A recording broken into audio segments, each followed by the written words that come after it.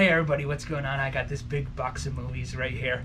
It's Valentine's Day, so I wanted to show some of the movies that I watched recently that I loved, or at least liked, or I at least didn't totally hate.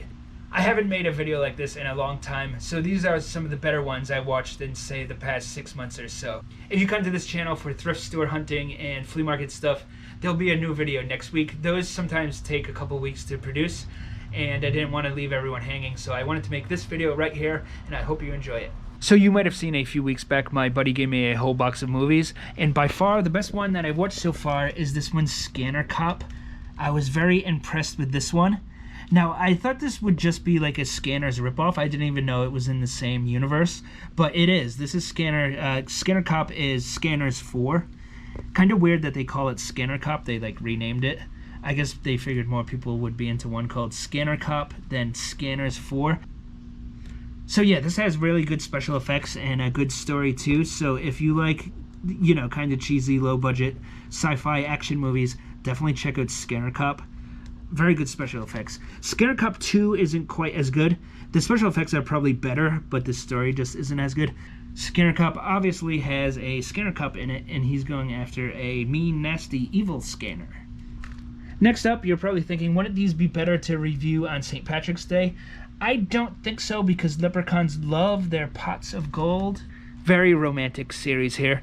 What's interesting about horror movies is it's one of the few genres where the sequels are sometimes better than the originals. I think Leprechaun 2 and 3 are better than the first one, and 4 and 5 also might be. I would say actually the best one is probably Leprechaun 3, where he's in Las Vegas. Leprechaun 2 is really good also. This is probably the best, like, most legitimate, like, movie. This is kind of funny because it's a little bit goofier. Leprechaun 4, Leprechaun in Space, obviously is super goofy, and Leprechaun in the Hood is also goofy, but it's not quite as like goofy as you would hope it would be, which makes it not quite as good, but they're all somewhat enjoyable. I would say they go in order 3, 2, 4, 1, and then 5. Had a lot of fun with those. Also, surprisingly, the first 4 Puppet Master movies are awesome. Those are the only ones I watched. I didn't get past number 4. I'll probably watch a few more after that. But yeah, the first 4 are very good. And I would say that, again, 3 is the best of the 4 that I watched. 2 is the second best. 1 and then 4. So yeah, if you like puppets killing people, definitely watch Puppet Master. All these movies are on Tubi, so even if you don't have the DVD, you can still watch them. I watched one on Tubi called Demonic Toys, and that one's a lot cheesier. But there's this baby doll character, I think called like Oopsie Daisy or something, that is hilarious. So you might want to check that one out too.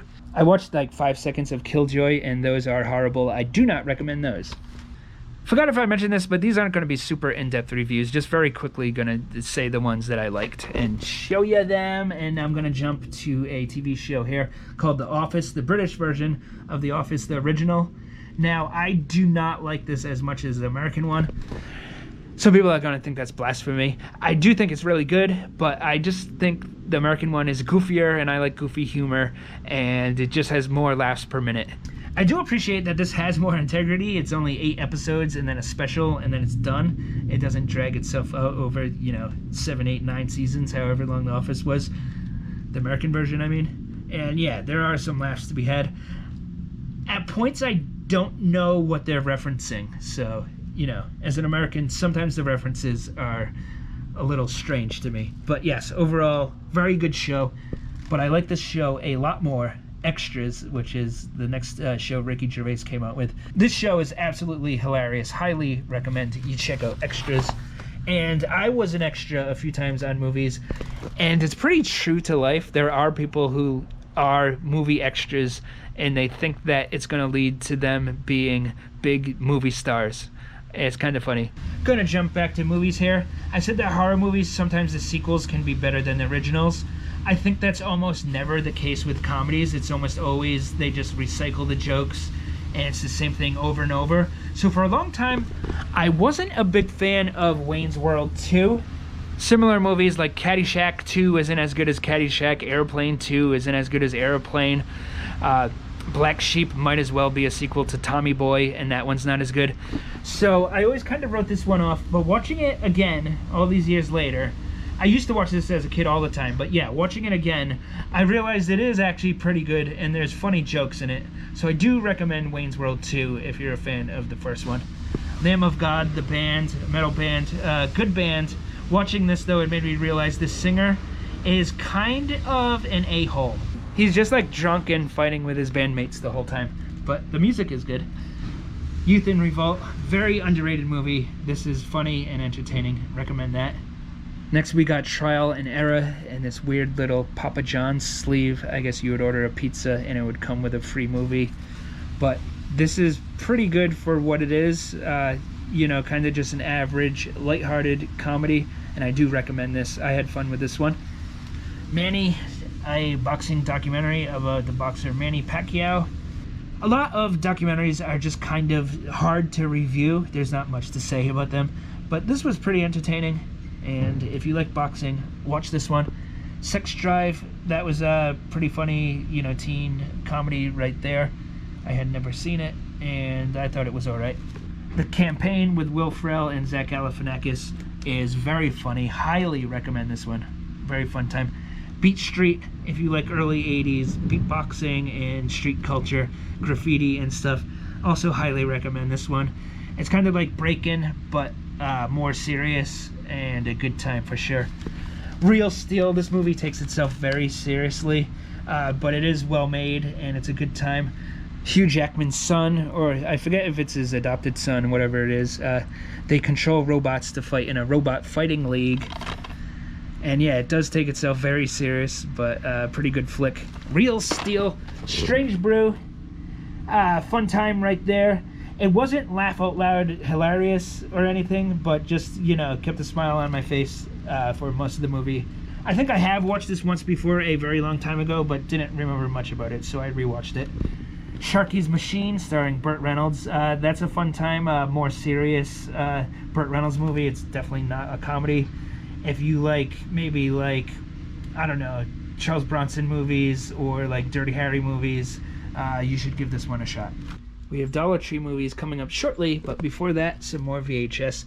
The Jackal, I had never seen this before, and it doesn't have the best reviews, but it is pretty entertaining. The best part involves Jack Black, who has a small role. He plays like an arms dealer who sells this big, huge gun to Bruce Willis. Then Bruce Willis tests out the gun on Jack Black as he's running around trying to like avoid the gunfire. That's the best part of the movie, and worth watching just for that. But a pretty decent time right there. Now, 10 Things I Hate About You. Surprisingly, I had never seen this movie before, and it's an entertaining high school comedy. I had also never seen Clueless somehow. I saw Clueless for the first time like 3 months ago. Also a good movie worth watching. I'm sure most people have seen Clueless before. Yeah. Next up is Palookaville, and I've been meaning to see this for a long time. I think when I picked this up, I mentioned that I was meaning to see it since it came out, which actually isn't true because I didn't even know about this movie until after Buffalo 66. That was my introduction to Vince Gallo. I'm a big Vincent Gallo fan, and he's great in this. It's always entertaining when Vincent Gallo is angry, yelling at someone in a movie, and this is pretty good. It's not like the best thing ever. It's kind of stereotypical independent crime movie type vibe, and I can see why it's kind of not very well known nowadays, but is worth tracking down if you want to watch a movie you've never seen before. Toy Soldiers, this was a little slow, but it got better towards the end. Some movies, they don't really kick into gear until the last half hour, and I would say that was the case with this one. Next up is Free Jack, possibly the only movie with Emilio Estevez, Mick Jagger, and Anthony Hopkins all in one spot, and pretty good, somewhat cheesy fun there. Soldier right here, some people might think that's cheesy. I actually think this is a very solid action movie. If you like, say, Universal Soldier, I think this is way better. Definitely a Kurt Russell hidden gem. Next up, Rodney Dangerfield in My Five Wives, not exactly a hidden gem, but some fun to be had. Rodney here is a womanizer, and he inherits some property in Utah, and for some reason it comes with 5 wives he has to take with it, and it's pretty good. A better movie I watched recently is with Dudley Moore called Mickey and Maude, and that's where he marries 2 ladies, and I recommend Mickey and Maude over this one. I don't have Mickey and Maude anymore. I sold the DVD. It's out of print. And, you know, wanted the cash. But yeah, good flick. My Five Wives is okay too. Next up, The Good Son. I'm sure most people have seen this, but just wanted to remind you, it's a great movie. Joyride, I had never seen this. Danny over at the Trash Stash recommended that one, and I was happy to find that VHS, and it was a good time. This came with a alternate ending, which is kind of rare for VHS, and the alternate ending is horrible. It's a good thing they went back and changed it, because as it was originally, it was kind of a bad ending. They went back and tied things together and really, really tightened it up. So yeah, recommend Joyride. And highly recommended is Slums of Beverly Hills. I had a lot of fun with this one.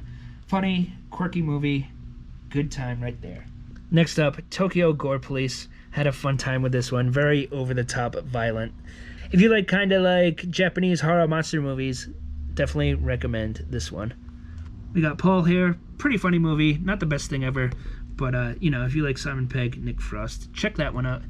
The Wolf of Wall Street. Somehow I had never seen that, and you know, it's great. Everyone probably already knows that, but yeah, Wolf of Wall Street, very fun time. The Promotion. I wasn't 100% in love with this movie, but I did like it. I think it could have been a little better. You would think it might be a wacky comedy, but it's not really. It's almost similar to like this one right here, which we'll talk about in a little bit. But, you know, more of a comedy than this one is. But yeah, if you've never seen The Promotion, though, I do recommend you check it out. This one is more of a straightforward comedy, Life of the Party with Melissa McCarthy. She goes back to school and she's in college with her daughter. And yeah, I like Melissa McCarthy. And this one's pretty good. Not her best movie or anything. Skateboard right here. I said I wasn't going to talk about movies I didn't like, but this is the exception, really. I was disappointed with this movie. I thought I might have found a hidden gem, you know, a late 70s movie about skateboarding, but it's just kind of dull. Bone Tomahawk, I watched this for the first time since I saw it in the theater and had a very good time with this. It's so over-the-top violent. You have to see it to believe it, basically. Luca, this was a very good Disney movie, highly recommended.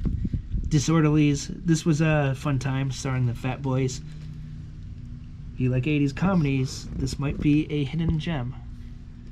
And The Good Girl, I hadn't seen this since it came out like 20 years ago, and I liked it just as much, if not more, this time around. Recommended. Surprisingly, I had never really watched these before, Beavis and Butthead from Volume 4. Everyone knows Beavis and Butthead from the 90s, but then they came back with Volume 4 in 2012, like 14 years after the original went off the air. And surprisingly, pretty solid. I laughed at these. I do recommend this right here. Fearless, pretty good action film right here with Jet Li. I'm not as big into period piece action movies. I want them to take place in current day, or like 1980s. That would be the perfect setting. But still a solid movie. But what I prefer a lot more is this one called The Raid Redemption, which has to be one of the best action movies of the last 20 years or so. This comes highly recommended. One of my highest recommended is this one right here, if you haven't seen it yet. This one right here seems kind of obscure. Subway by the director of The Fifth Element and Leon the Professional. Early movie by him with Christopher Lambert. And it's very highly stylized. Has some really good scenes in it. It's not perfect. It is a little boring in the middle, but I do recommend you check it out. I read through the Stand book, so I wanted to watch the miniseries again. And the miniseries, just like the book, the first half is better. It gets a little dull at points. So this is 6 hours long. And I said it gets dull at points, but it is still really good, and I do recommend you check it out. The Innkeepers, this one has mixed reviews. I actually liked it a lot. It's one of those movies where you're not really sure if it's all psychological or if what you're seeing is actually happening. And it is slow, but it didn't bother me with this one. And I had a good time with it. The director is Ty West, who did like X and Pearl and House of the Devil.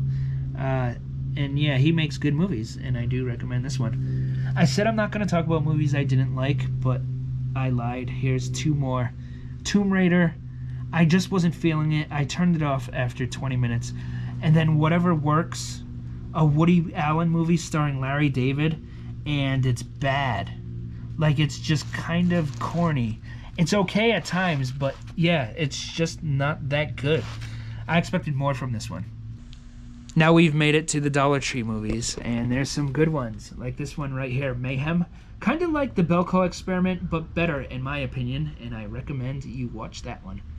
Downsizing, probably the lowest rated movie by Alexander Payne, but I actually think this is pretty good. Matt Damon obviously is in there. You see him. He's only like 5 inches tall, and what they do, it's the not too distant future, and people are shrinking themselves down so they can live a cheaper life in like special communities. Their houses are tiny and they don't need a lot of food, and that's what he decides to do. And I had a pretty good time with that one. Got an anime here, right here, Big Fish in Begonia, and I remember this one being pretty good. Scars of War. I've only watched 2 of these movies. Casualties of War, a classic. And then I watched this one called Birdie, and this is odd. Nicolas Cage is in there, and Matthew Modine is his buddy, and they fight in Vietnam. And it's not really about the war, it's about after the war. Matthew Modine has PTSD, and he acts like a bird. But it's not played like a comedy. It's very bizarre. It is entertaining, though.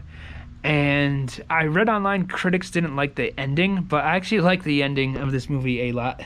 And, you know, it might be worth it for you to check this out. Definitely a good deal.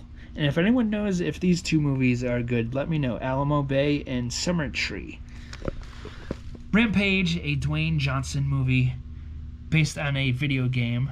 Kind of a random game to have a movie based off. What's next, like Qbert or something? But yeah, Rampage, not too bad. It was alright for what it is. Blinded by the Light. Let's get it into the light here. There you go. Now you see it.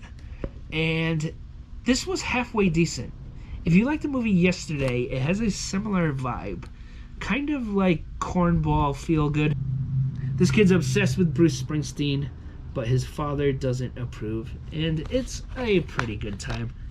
I like this one even more. Captain Fantastic. Viggo Mortensen trains his kids to be survivalists.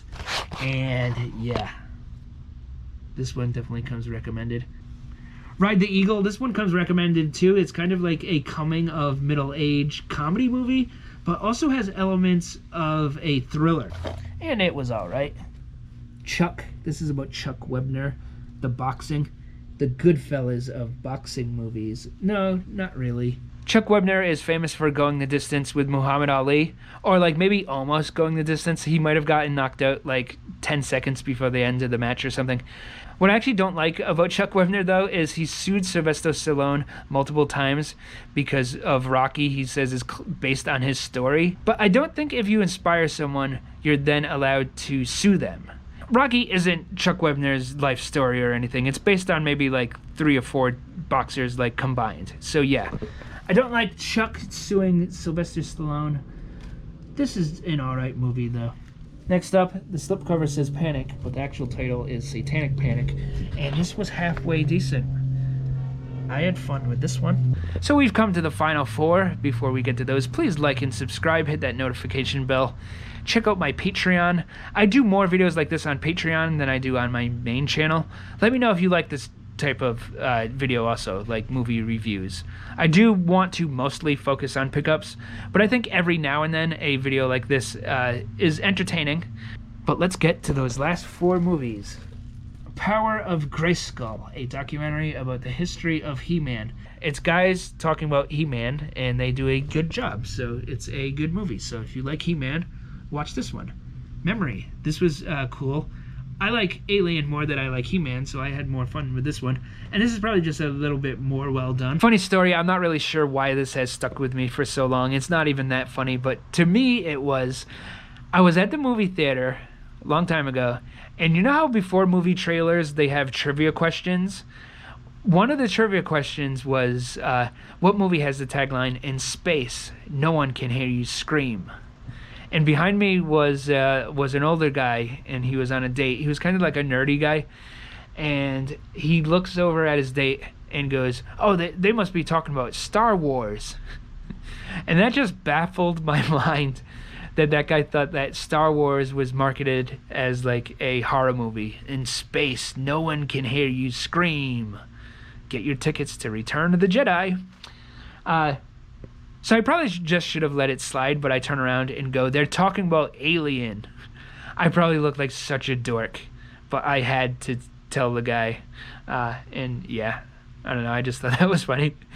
Next up is the Notorious B.I.G., a halfway decent documentary about the best rapper of all time. And finally, here it is. Probably my favorite Dollar Tree pickup of the last 6 months or so. I was very surprised with this movie, and I had a very good time with My Life as a Zucchini. I believe it's a French movie, but it's dubbed into English, so you can't really tell, except for there's times where, like, you know, he looks at the calendar, and the calendar isn't in English. And also a giveaway is it's not an hour and a half, it's only an hour and 8 minutes. And I don't think they would put out, like, a theatrical movie that's only an hour and 8 minutes in the United States. But I like short movies, and I like this. Also, I'm not even sure if it was a theatrical movie at all. It could have been straight to video. But I enjoyed My Life as a Zucchini. I appreciate you watching. I'll see you next time around. And once again, happy Valentine's Day. May all your romantic dreams come true.